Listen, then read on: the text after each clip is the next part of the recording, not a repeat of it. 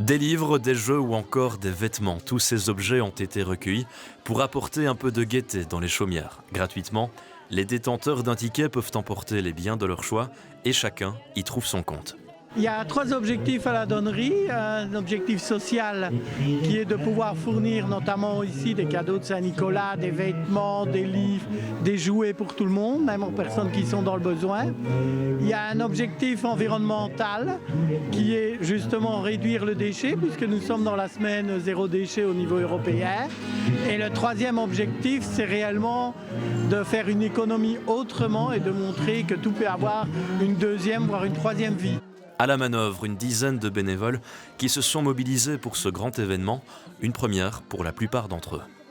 Tout le monde y trouve son bonheur et comme je vous rappelle justement, vu le stress qu'on a perpétuel, vu le déficit budgétaire qu'on a dans nos familles, tout ça, c'est pouvoir au moins se payer un petit peu de bonheur en faisant le bien autour de nous, voilà. Et dans les habitués, on retrouve des jeunes impliqués depuis le début et déterminés à aider davantage dans les années à venir. Quand les gens nous sourient et tout, c'est chouette.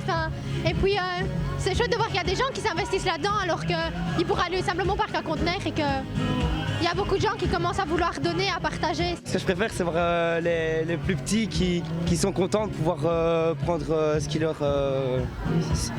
leur plaît. Et voilà, c'est vraiment content. Cet événement solidaire et rassembleur permettra de mettre un peu de baume au cœur à l'approche des fêtes de fin d'année.